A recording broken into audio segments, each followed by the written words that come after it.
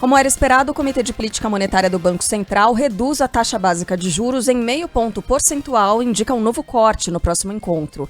Com decisão do Copom, tomada de forma unânime, a Selic passou de 13,25% para 12,75% ao ano.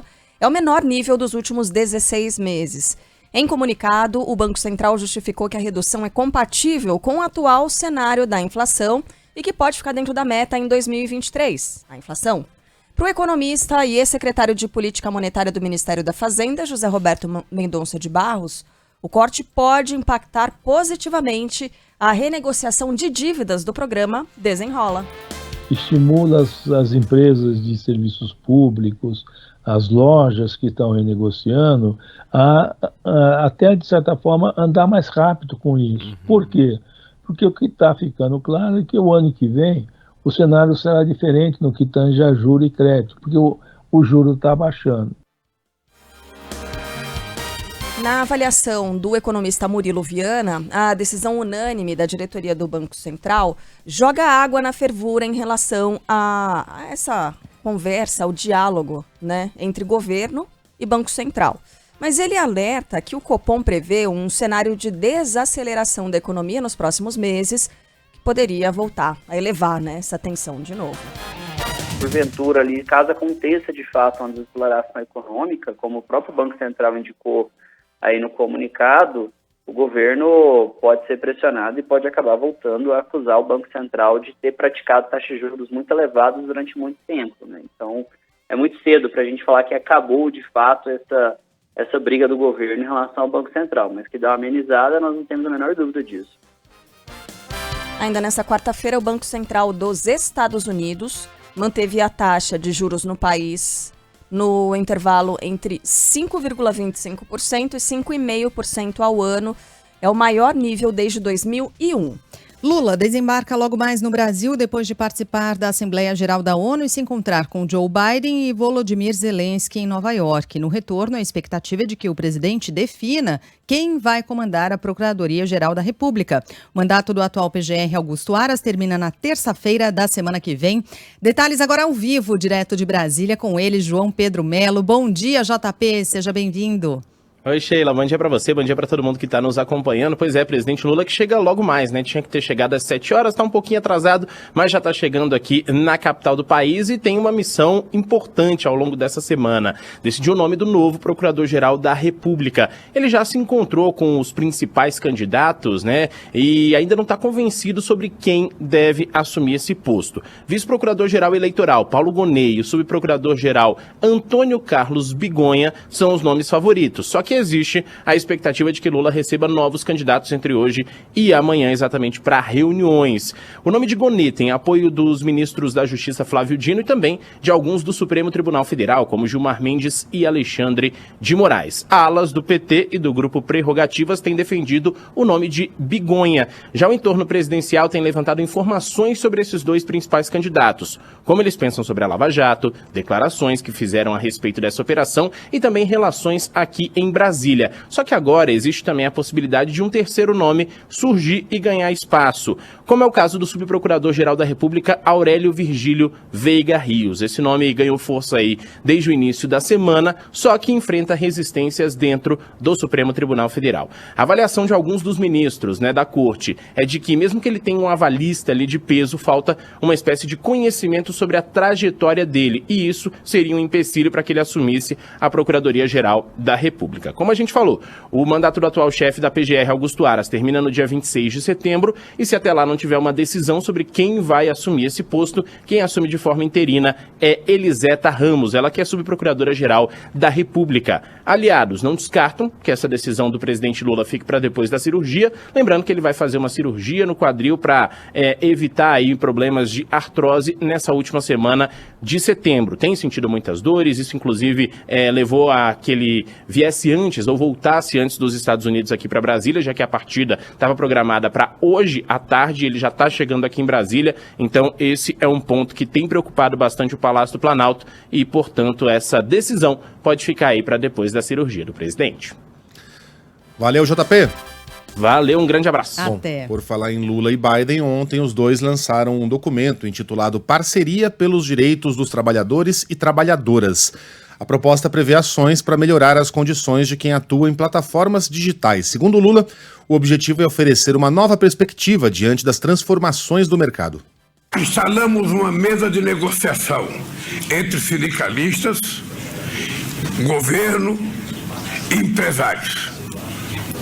E essa mesa de negociação está para construir não apenas uma perspectiva de emprego decente em função das plataformas que oferecem serviço precário, mas também porque queremos criar, quem sabe, um novo marco de funcionamento na relação capital e trabalho. Uma relação do século XXI, civilizada, mas atendendo, inclusive, a fala do presidente Biden. No mesmo encontro, Lula defendeu o fortalecimento dos sindicatos. Todas as pessoas que acreditam que sindicato fraco vai fazer com que o empresário ganhe mais, que o país fique melhor, está enganado. Não há democracia sem sindicato forte, porque o sindicato é efetivamente quem fala pelo trabalhador para tentar defender os seus direitos. Eu já disse aos sindicalistas americanos que a minha admiração pela visão que o presidente Biden tem do sindicato vem do primeiro discurso que ele fez na posse dele, quando ele disse textualmente: a riqueza dos Estados Unidos não foi feita pelos empresários, foi feita pelos trabalhadores. Lula falou também sobre as parcerias e a ampliação das relações comerciais com os Estados Unidos. Nós voltamos à democracia no Brasil, recompusemos todas as alianças políticas que nós tínhamos que construir. Nós vamos presidir os BRICS em 2025, nós vamos fazer o G20 em 2024, vamos fazer a COP30 em 2025 e tudo isso a gente pode fazer compartilhado com o governo americano. Então é muito importante que a gente possa trabalhar junto.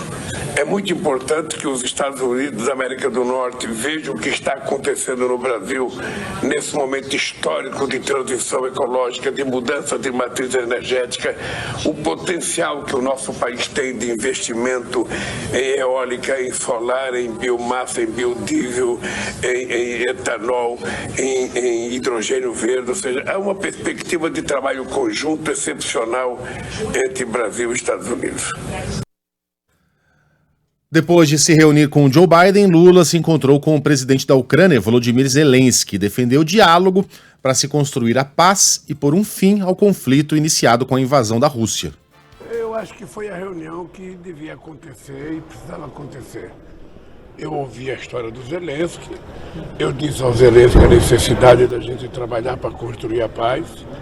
Disse para ele a necessidade de encontrar um grupo de países amigos que pudesse construir uma proposta que não fosse nem de um nem de outro, dos dois que estão em guerra, e de que a negociação numa mesa, sabe, de diálogo é muito mais barato do que uma guerra, não tem vítima, não tem morte e não tem tiro.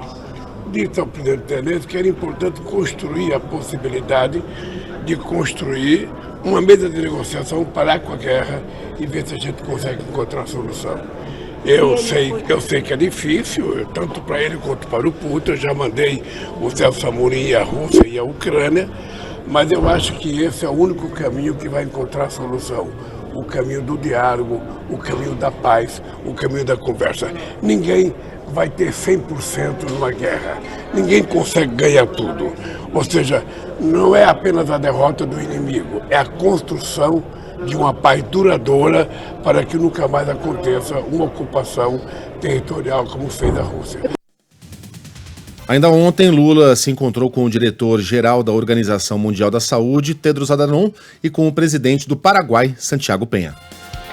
Outros destaques do dia: na delação premiada fechada com a Polícia Federal, o ex-ajudante de ordens de Jair Bolsonaro, Mauro Cid, afirma que o ex-presidente consultou militares sobre um plano de golpe após a vitória de Lula nas eleições. Informação do portal UOL.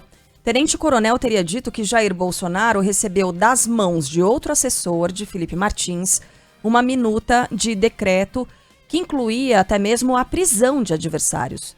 O ex-presidente teria submetido o documento a militares de alta patente e o então comandante da Marinha, Almir Garnier, teria se manifestado favoravelmente ao plano. No entanto, não houve adesão do alto comando das Forças Armadas.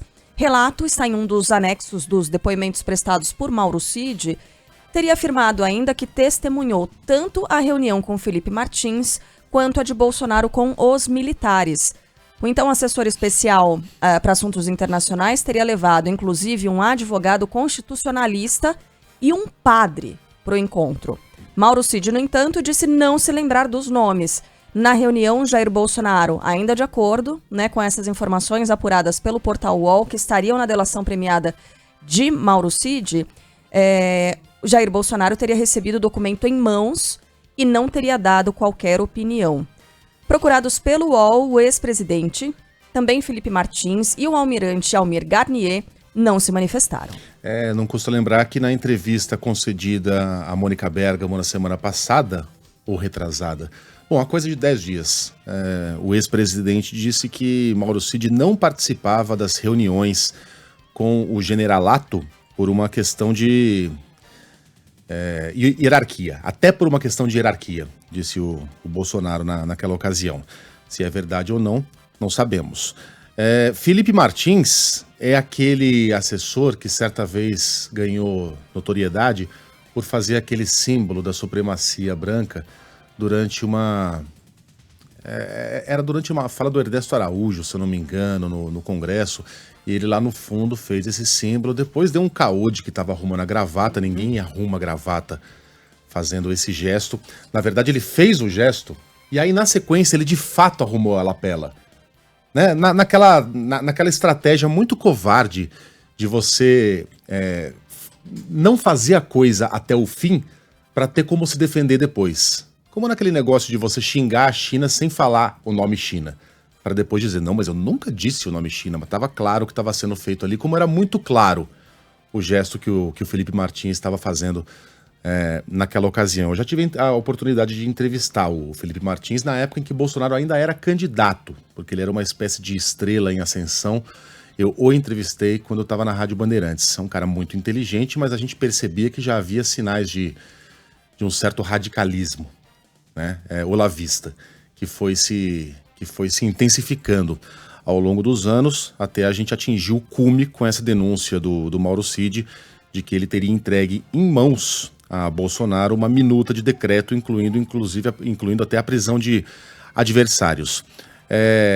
Não é necessário dizer a gravidade dessa acusação de Mauro Cid, isso é cadeia, isso é crime de conspiração, mas também é importante que se aponte a responsabilidade desses generais, desses militares que ouviram uma proposta de golpe de Estado do chefe das Forças Armadas e não o denunciaram. Seria importante que Mauro Cid desse uma chacoalhada nos neurônios para se lembrar do nome desses militares, porque é importantíssimo que essa informação se torne pública. Nos outros destaques do dia, o Supremo Tribunal Federal retoma hoje o julgamento da ação que trata do marco temporal das terras indígenas. A tese defende que os povos originários só têm direitos sobre as áreas ocupadas até a Constituição de 88. Na sessão de ontem, o ministro Dias Toffoli votou contra o marco temporal. Para ele, o direito dos indígenas não deve ser limitado. A Carta de 1988 não pretendeu romper com as concepções do mundo dos povos indígenas. Ao contrário, optou por expressamente respeitá-las e consagrar sua efetivação por meio do reconhecimento do direito às terras tradicionalmente ocupadas. Como é que está a votação hoje? O placar 5-2 contra a tese. Isso já considerando o voto de ontem de Dias Toffoli. Hoje devemos ter sequência da sessão com o voto do ministro Gilmar Mendes. Ministro Dias Toffoli, no entanto, ontem sugeriu pagar indenização prévia aos agricultores pelas benfeitorias e também pelas terras ocupadas de boa-fé que venham a ser consideradas reservas indígenas. Quando inviável o reassentamento dos particulares, caberá a eles indenização pela União e pelo ente federativo que titulou a área correspondente ao valor da terra nua, paga em dinheiro ou em títulos da dívida agrária, se for do interesse do beneficiário, e processada em autos apartados do procedimento de demarcação, com pagamento imediato da parte em controvérsia, se sem direito à retenção. Bem, falei que o ministro Gilmar Mendes vota hoje, mas ontem mesmo ele pediu a palavra e disse que o marco temporal não é o problema. O bode satânico se tornou o marco temporal, mas está longe de ser. Eu vim em Raposa Serra do Sol e eu espero que tenha mudado muito, seu procurador-geral. Mas o que falta aos índios não é terra. O que falta a eles é um apoio de estrutura básica. O julgamento do marco temporal começou em 2021, então agora estamos a um voto no Supremo de formação da maioria a favor dos indígenas, portanto contra o marco temporal. Tem no Senado um projeto de lei sobre o mesmo tema que já foi aprovado na Câmara, está na fila de votações da Comissão de Constituição e Justiça. A leitura do texto final ocorreu nesta quarta-feira, mas a votação foi adiada por um pedido de vista. A proposta é a favor do marco temporal e proíbe a ampliação das terras indígenas já demarcadas. Olha o rolo. É uma decisão que vai na contramão daquela que provavelmente será tomada pelo Supremo. Para o relator, senador Marcos Rogério, o projeto vai garantir segurança jurídica e paz no campo. Não se pode aceitar que 35 anos após a entrada em vigor da Constituição ainda haja celeuma sobre a qualificação de determinada terra como indígena, gerando riscos à subsistência e à incolumidade física de famílias inteiras. O projeto do marco temporal deverá ser votado na CCJ do Senado na semana que vem e depois segue para o plenário da Casa. Fato é que a derrubada do marco temporal vai afetar cidades de várias regiões do Brasil, como Mato Grosso do Sul, cidades de várias regiões no Brasil, como no estado do Mato Grosso do Sul. A produtora rural Maria da Costa vive com a família há mais de 50 anos na cidade de Douradina. Está entre as centenas de famílias que temem perder terras. Meu esposo chegou aqui em 50 e comprou isso daqui. Comprou e pagou. Eu não saio daqui, eu só posso sair daqui se for morta. Vanderlei Alves de Oliveira cultiva soja e milho na mesma região. Aqui nunca se existiu indígena aqui nesse local. É muito difícil você trabalhar, investir e depois você ver o teu resultado final não alcançar o objetivo, que é passar a sucessão para os nossos filhos. Para a senadora e ex-ministra da Agricultura Tereza Cristina, é o Congresso e não o STF que deveria decidir sobre esse assunto. O papel do Senado é votar isso rapidamente. A Câmara já o fez e agora está no Senado Federal. Quando nós não legislamos nessa casa, o Supremo acaba fazendo esse papel, que não é dele, é dessa casa, é do Congresso Nacional. É daqui que tem que sair as leis. Tem ao longo do dia mais informações sobre este assunto, inclusive com a retomada aí da votação da sessão no Supremo Tribunal Federal, que pode ser decisiva, como eu disse, a um voto dessa definição da formação de maioria no Supremo. Vamos seguir em frente aqui com mais do Noticiário do Dia. O apresentador Faustão volta a ser internado depois de passar por um transplante de coração. O Thiago Muniz está aqui no estúdio, acompanha o estado de saúde e a divulgação do que os médicos dizem até aqui, não é, Thiago? Bom dia. É isso. Bom dia, Sheila. Bom dia a todos. O apresentador Fausto Silva volta a ser internado no Hospital Albert Einstein, em São Paulo. De acordo com o boletim médico, o apresentador deu entrada na segunda-feira para a realização de exames relacionados ao transplante de coração, boletim divulgado ontem. Os médicos afirmam que se trata de um procedimento de rotina que avalia o funcionamento do órgão e se há indícios de rejeição. A gente lembra que o comunicador passou pela cirurgia de transplante no dia 27 de agosto e tinha recebido alta no dia 10 de setembro. Obrigada, Thiago. Nossa torcida, né? Claro, pela recuperação do Faustão. Ainda em São Paulo, o baixista Mingau, da banda Ultraje a Rigor, começou a despertar. Lucas Belotti, conta pra gente as últimas. O músico Rinaldo Amaral, conhecido como Mingau, começa a transição para respirar sem a ajuda de aparelhos. O baixista da banda Ultraje a Rigor despertou e abriu os olhos na UTI do Hospital São Luís, que fica na zona sul da cidade de São Paulo. Segundo o boletim médico mais recente divulgado, o Mingau tem quadro de saúde considerado estável e já está sem sedação. A A gente lembra, o baixista foi baleado no último dia 2 deste mês em Paraty, no litoral fluminense. Ele foi ferido do lado esquerdo da cabeça e o projétil atravessou o cérebro. Boas notícias em relação à recuperação do Mingau também, que sofreu uma lesão bem séria nesse mês. Obrigado, Luquinha. Valeu. Bom, e apareceu o VAR, né? Apareceu a imagem do ferimento. Conselho de Ética da Câmara do Rio de Janeiro vai ouvir o vice-presidente do Flamengo depois de Marcos Braz se envolver em uma briga em um shopping. Imagem do quê? Da virilha do torcedor que acusa Marcos Braz pelo mordido. No momento da confusão, o dirigente... São imagens fortes. São imagens fortes. No momento da confusão, o dirigente teria registrado presença em uma sessão virtual da casa e deveria estar trabalhando, na verdade. Mas aí aconteceu tudo isso e se descobriu que ele não estava na sessão, não estava em home office, não estava em casa, não estava no escritório dele trabalhando, assim como o Pedro Dobal trouxe pra gente a informação ontem. E a novidade então, Dobal, é de que o Conselho de Ética vai ouvir, pelo menos isso, né, o Marcos Braz a esse respeito. Bom dia. Isso, bom dia para você, bom dia a todos que nos acompanham. O Conselho de Ética e Decoro Parlamentar da Câmara Municipal do Rio deve ouvir na próxima terça-feira o vereador Marcos Braz, que também é vice-presidente de futebol do Flamengo, e ele, inclusive, deve se posicionar pela primeira vez hoje. Ele marcou uma entrevista coletiva a partir de 1h da tarde, onde ele deve se pronunciar pela primeira vez sobre essa confusão que terminou com um torcedor agredido por ele e por seguranças na última terça-feira. Aliás, você falou sobre o VAR, os exames de corpo de delito confirmaram que esse torcedor realmente foi mordido na região da virilha e que Marcos Braz saiu com uma lesão no nariz. O episódio aconteceu em um shopping na Barra da Tijuca, na zona oeste do Rio, confusão que começou quando o Braz estava numa joalheria comprando presente para a filha dele e aí foi abordado por integrantes de uma torcida organizada que faziam cobranças sobre o desempenho do clube. E aí a defesa do torcedor, que foi identificado como Leandro Gonçalves,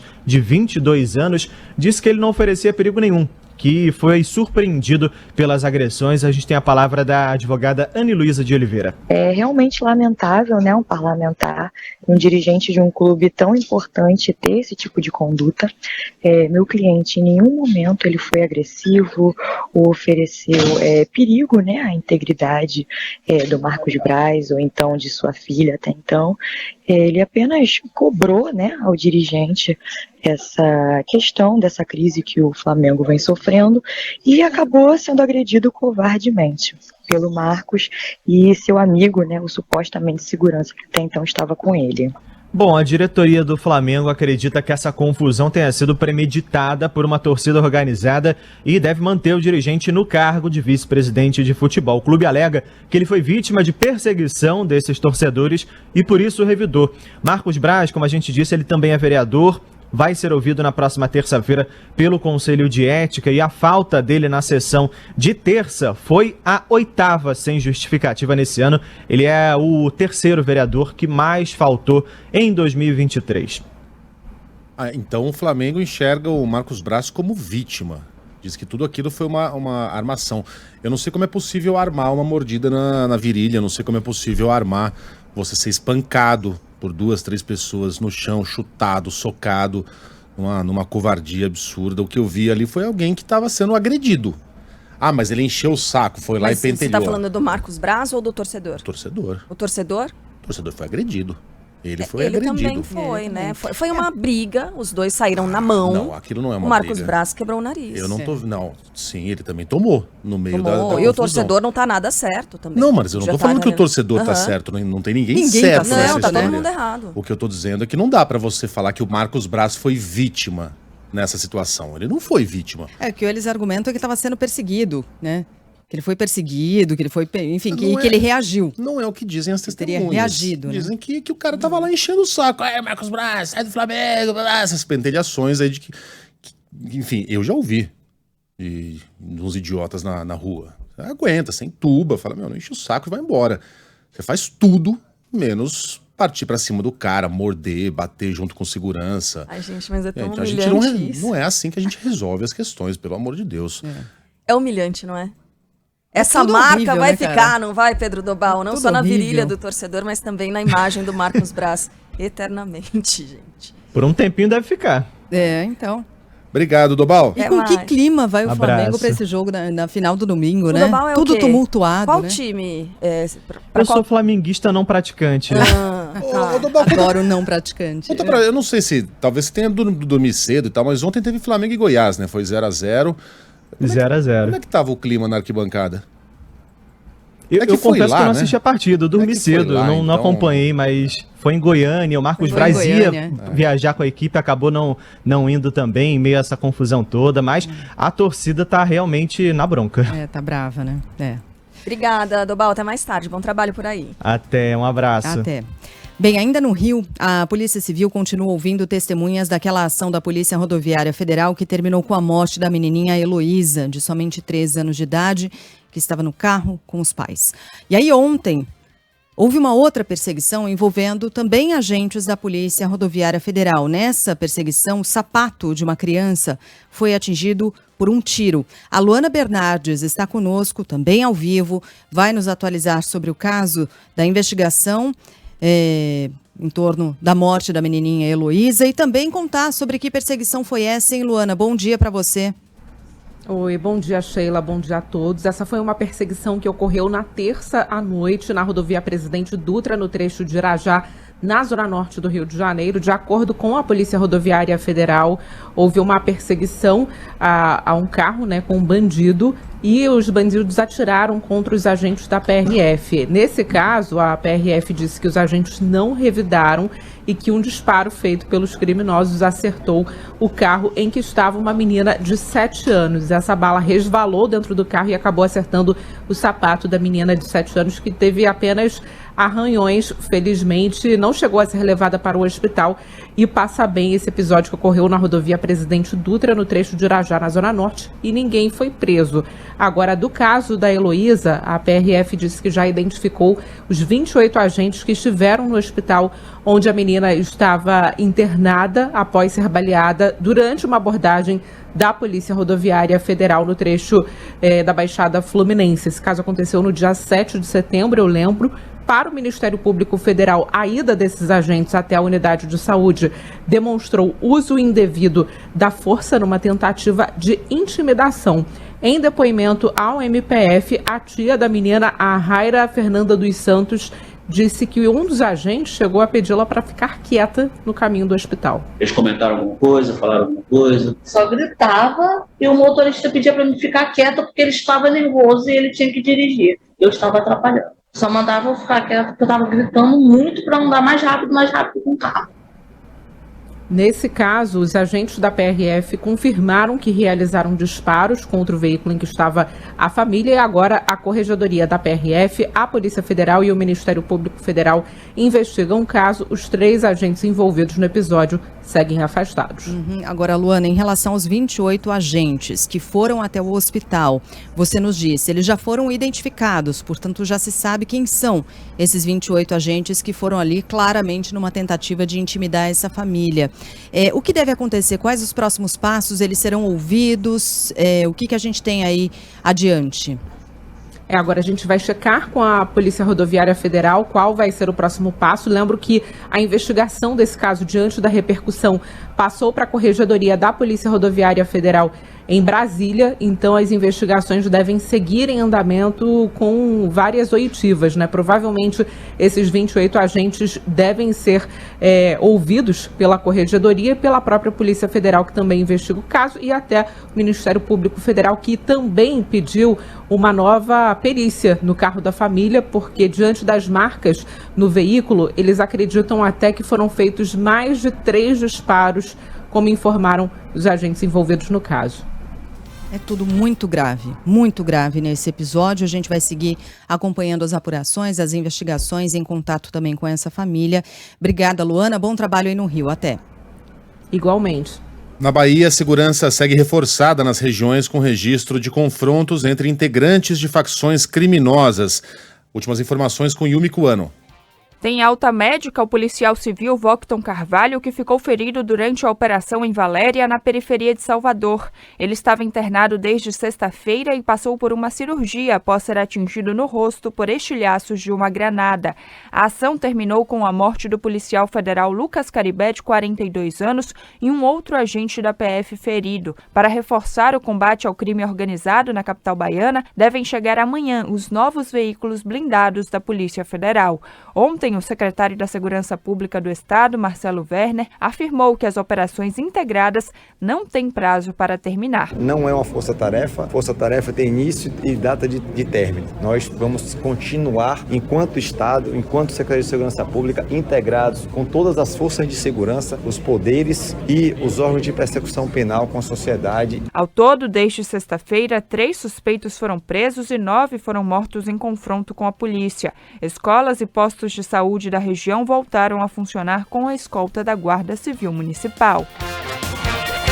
Bom, agora um destaque que ontem foi muito comentado por algumas curiosidades, dentre elas, um número que tem 27 zeros. Só isso. Nem sabia, né, que dava. À direita. À direita, é. É isso, não são à esquerda.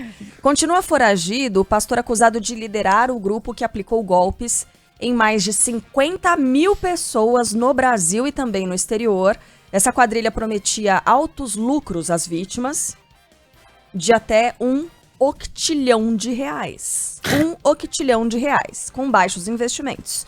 O valor tem 27 zeros, como disse bem o Megali. Ou disseram, né, Megali e a Sheila? Não são à esquerda, são 27 zeros à direita. E não chega nem perto do que todos os países do mundo produziram no ano passado. PIB global foi de 500 trilhões de reais, só para se ter uma comparação. O que significa que... Quantas vezes mais esse Não, calma aí, a gente vai chegar lá. Se você duplicar esse número, você vai chegar a R$1 quatrilhão de reais. Quatrilhão. Depois do quatrilhão, você multiplica por 1000, você vai chegar no quintilhão. Aí multiplica por mais 1000 esse quintilhão, você vai chegar no sextilhão. Hexa, será que é hexa? Aí o 7 eu não sei. Mesmo o 6 eu já não tenho certeza se é sextilhão ou hexa. Exilhão. Exilhão. Aí mais 1000 você vai chegar no 7. Heptilhão, sei lá. É. E aí por chega mais 1000 você vai chegar no... Então você tem que multiplicar quaquilhão é do de Patinhas, né? A moeda de Patópolis. 1 trilhão por... 1 quatrilhão por 1 quatrilhão. Isso. Você tem que ter 1 quatrilhão de quatrilhões. Cara, o cara que oferece um número desses e consegue enganar as pessoas... 50 mil pessoas. É a prova que existem 1 octilhão de otários nesse mundo, né? Mas Megali, esses caras... Golpista. Sheila, o cara te promete 1 octilhão de reais. Mano, a lábia que te faça cair num negócio desses. Peraí, deixa o André Viana contar a história primeiro. Porque quer. Não, eu sei que não quer. Mas essa é a definição do otário. Vai lá. Fala, André Viana. Mais de 156 milhões de reais foram movimentados por um grupo criminoso especializado em enganar fiéis evangélicos e os induzir a pagar por operações de investimento falsas. A operação, chamada Falso Profeta, cumpriu 2 mandados de prisão preventiva e 16 de busca e apreensão contra uma organização suspeita de aplicar golpes em mais de 50 mil vítimas no Distrito Federal e em outros 4 estados. As vítimas eram atraídas pelas redes sociais e convencidas que seriam abençoadas com grandes quantias de dinheiro em troca de doações. É o que explica o delegado Marco Aurélio Sepúlveda, da Polícia Civil do Distrito Federal. A mentira consiste em fazer ela acreditar de que ela seria uma abençoada, seria uma pessoa agraciada para receber uma bênção, entre aspas, o dinheiro da luz. Então a vítima pode investir desde um simplório R$20 até a quantia aí de 2 milhões ou 5 milhões. Vítimas que vendem as suas casas. A promessa de retorno financeiro, ela varia muito de acordo com cada suspeito. Então tem vítima para a qual é prometida octilhões de centilhões de euros. Os integrantes do grupo criminoso teriam criado 40 empresas fantasmas e centenas de contas bancárias em nomes de laranjas. Um dos líderes do esquema, Osório José Lopes Júnior, continua foragido. Os investigados poderão responder por estelionato, falsidade ideológica, lavagem de dinheiro e organização criminosa. Várias mensagens aqui dos nossos ouvintes. Tem um ouvinte falando assim... São euros. Não são reais, não são dólares. Então tudo aquilo que a gente multiplicou, multiplica por 5 agora. Quase 6. Isso aí. Dio santo. Tem gente aqui escrevendo, só bobo cai nessa, só bobo... não tem como julgar, né? Não dá, gente. A Sheila falou aqui fora do ar. Pô, mas aí você tá dizendo que quem cai em golpe é otário? Não tô dizendo que quem cai em golpe é otário. Tô dizendo que quem caiu nesse é. Nesse golpe mas a especificamente. situação envolve pastor, também muitas vezes tem essa diferença de, né, uma pessoa que é considerada um elevado, um iluminado Pois e é. vai engambelando as pessoas, a pessoa que não tem instrução. Os caras têm sei uma lá. lábia que, olha, é não julgo brincadeira, viu? também, não. É dureza. Quando a gente ouve assim. Ô, Quitilha, eu sei que vocês estão querendo ser generosas, mas numa boa. Ai, Que sirva de lição, né? Cara, quem já caiu em golpe, depois Não- você se sente tão mal, tão idiota, você fica com vergonha, assim, Ótimo. fala como é que eu caí nisso e tal. É isso, os caras têm muita lábia. É dureza, viu? Haja lábia, né? Haja lábia. Pros tantos zeros, né? Enfim, em frente aqui, o STJ nega mais um pedido feito pela defesa do ex-atacante Robinho. O ex-jogador foi condenado por estupro na Itália e pode cumprir pena no Brasil. Fala aí, Thaís Sprovieri. O ministro Og Fernandes, do Superior Tribunal de Justiça, rejeitou enviar para o Supremo Tribunal Federal um recurso da defesa do ex-jogador de futebol Robinho, condenado por estupro na Itália. Os advogados dele tinham solicitado o envio do caso ao Supremo após o STJ rejeitar a inclusão da tradução completa do processo. De acordo com a defesa, essa tradução é necessária para verificar se o processo legal foi devidamente observado na condenação pela justiça italiana. Ao analisar o recurso, o ministro entendeu que o caso ainda está em tramitação e não pode ser enviado ao Supremo. Robinho é alvo de um pedido de homologação da sentença estrangeira requerida pelo governo da Itália, onde o ex-jogador foi condenado em 3 instâncias pelo envolvimento em um estupro coletivo ocorrido em uma boate em Milão em 2013. A pena foi de 9 anos de prisão. A Itália havia solicitado a extradição de Robinho. No entanto, a Constituição brasileira não prevê a possibilidade de extradição de cidadãos natos. Por esse motivo, o país europeu decidiu requerer a transferência à sentença do ex-jogador. Dessa forma, o tribunal vai analisar se a condenação pode ser reconhecida e executada aqui no Brasil. Uma nova decisão da Justiça de Minas Gerais suspende o processo de recuperação da 123 Milhas. As dívidas da companhia, que deixou milhares de brasileiros na mão, somam mais de R$ 1,5 bilhão. Bruna Vale. A Justiça de Minas Gerais suspende de forma provisória o pedido de recuperação judicial da 123 Milhas. Na decisão, o responsável pelo caso disse que a suspensão é até que uma análise completa de documentos e organização da agência de viagem seja concluída. Assim, a 123 Milhas precisará de novos administradores judiciais para normalizar os documentos. Na última sexta-feira, a Justiça já havia recusado mais de 600 pedidos de habilitação de crédito por parte dos clientes da empresa no mesmo processo.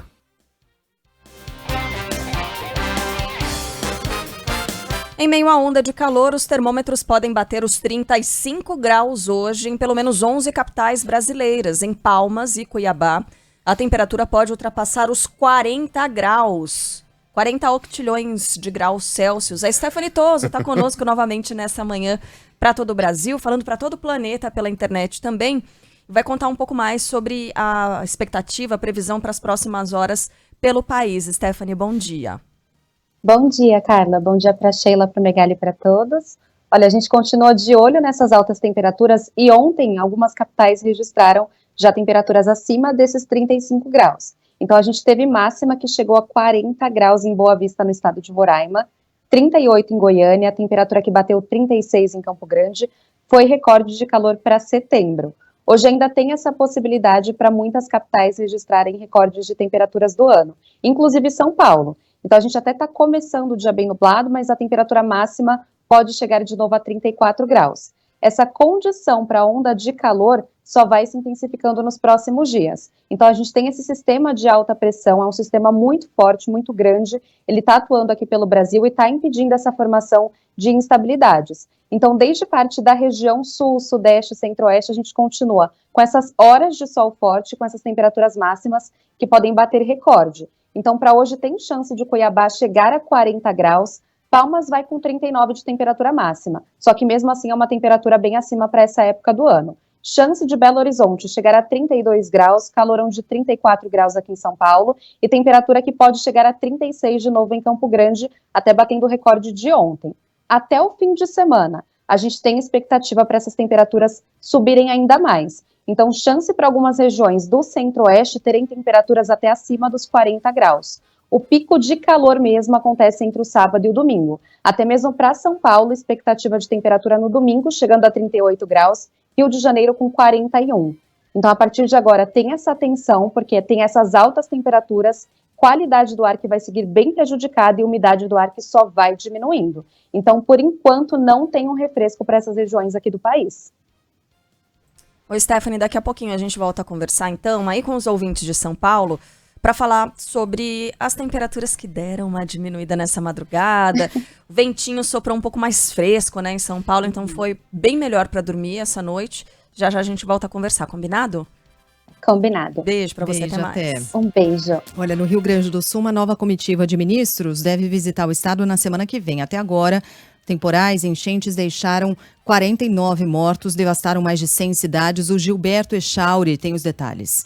Ministros do governo federal voltarão ao Rio Grande do Sul na próxima semana para visitar as cidades atingidas pelas inundações. A comitiva deve passar a quarta-feira na região do Vale do Taquari, mas a rota ainda não está definida. Por enquanto, mesmo após a trégua das chuvas, a Defesa Civil segue recomendando que a população não retorne às suas casas devido à elevação dos rios. De acordo com o último levantamento, 21.700 pessoas seguem fora de casa no estado e 49 pessoas já morreram. Ontem, o governador Eduardo Leite autorizou a desapropriação de áreas em Roca Salles e Mussum para construir habitações temporárias aos desabrigados. Na decisão, o governo informou que dará prioridade aos grupos com maior vulnerabilidade, mas ainda não confirmou o número de casas. Também ontem, um funcionário da prefeitura de Roca Salles foi preso em flagrante por desviar doações de ração e materiais de silagem. Ele era concursado e atuava há quase 20 anos no executivo da cidade. A expectativa é de que hoje haja alguma decisão no âmbito administrativo.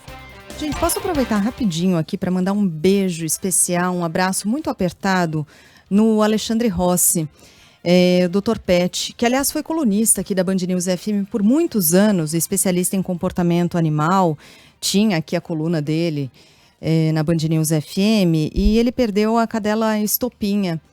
E a Estopinha foi a primeira pet influencer, né? Influenciadora pet no Brasil. Estava com 14 anos, estava doentinha nas últimas semanas e tal, e morreu com ele em casa. Houve uma mobilização muito grande assim das pessoas nas redes sociais e tal, porque Estopinha era um grande personagem, o doutor Alexandre Rossi também, tem mais de 1 milhão de seguidores e tal. E quem acompanhou nas últimas semanas, né, ele cuidando dela nessa reta final da doença e vivendo um luto antecipado já e tal. Ontem teve um memorial, inclusive, em São Bernardo do Campo. Muita gente foi no ABC Paulista. Teve gente que pôde acompanhar online também. Foi uma homenagem muito bonita e muito merecida. Estopinha foi uma cadelinha adotada por ele. E aí ele cuidou com todo amor. E a gente pôde ver, né? A Estopinha esteve nos estúdios da Band News FM, né? Uhum. E ela ficou tão quietinha aqui, sentadinha e tal. Foi um barato, uma graça. Foi um Band News em alta frequência que a gente participou em 2015, né? Veio a Estopinha, veio acho que é Bartô também, o outro amiguinho dela. E o Alexandre Rossi, foi assim uma conversa incrível e ela quietinha, sentada na cadeira. Super até brinca, já né? entrevistei a Estopinha. Demais, incrível. E ela não tinha nem os pelinhos todos brancos. Coisa mais muito fofa. Então um beijo imagem grande aí no YouTube. Ó, a gente tá mostrando. Gente, a sua eu foto. tenho a imagem. Olha mesmo, eu nem sabia ontem, eu procurei tanto pra ver se eu tinha ali alguma imagem. E o Alexandre é um cara muito legal. Ele é aquilo que ele demonstra ser, né? Ele é a mesma pessoa na frente das câmeras e atrás, um cara muito bacana. Ele foi tão transparente. E a cachorrinha era uma graça, né? Ele foi tão transparente quanto a tudo isso. Ele recebeu, vou dizer, crítica, mas muita gente adora, né, escrever e palpitar sobre a vida dos outros e como as pessoas devem agir. E muitas pessoas falando, mas tem que sacrificar a patinha dela em cima da mesa Coisa do estúdio, fofa. meu Deus, nessa imagem.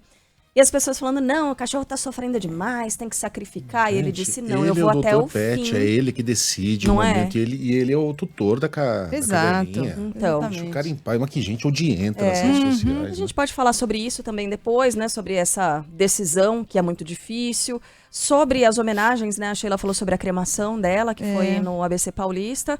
E a gente vai falar sobre o luto também mais tarde no Band News São Paulo, né? A partir das 10h30 da manhã, a gente conversa com o Dr. Daniel Barros para falar sobre essas perdas. Agora a gente fala de futebol. O São Paulo. Bom, os dois finalistas da Copa do Brasil jogaram, mais uma vez não venceram. Aliás, o São Paulo perdeu, o Flamengo só empatou com o Goiás. Alguém brincou que o campeão de domingo vai ser campeão culposo.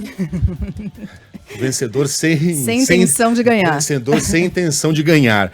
São Paulo perdeu para o Fortaleza, Flamengo empatou com o Goiás, 4 dias antes do confronto que vai decidir o título da Copa do Brasil. No Maracanã, Fluminense foi bem, venceu o Cruzeiro e já está no 4º lugar na tabela do Brasileirão. Yuri Queiroga. O Fluminense entra no G4 do Campeonato Brasileiro ao vencer a última partida antes de entrar em campo pela semifinal da Taça Libertadores. Nesta quarta-feira, jogando no Maracanã, a equipe de Fernando Diniz bateu o Cruzeiro por 1-0 com um golaço do uruguaio Léo Fernandes no segundo tempo, em cobrança de falta. A vitória fez com que o Fluminense ultrapassasse o Flamengo, que ficou no empate sem gols com o Goiás, na Serrinha. Também nesta quarta-feira, o Fortaleza bateu o São Paulo fora de casa por 2-1. O tricolor do Morumbi jogou com os reservas, pensando na grande final da Copa do Brasil neste domingo contra o Flamengo. Nesta quinta-feira, a 24ª rodada do Campeonato Brasileiro continua com mais 3 partidas. Às 7 da noite, com transmissão da Band News FM para o Rio de Janeiro, tem Vasco e Coritiba no São Januário. Às 7h30 tem Atlético Paranaense e Internacional, com transmissão para os ouvintes de Porto Alegre. E às 9h30, para o restante da rede, tem Grêmio e Palmeiras, com jornada a partir das 8h40 da noite, na voz de Silva Júnior.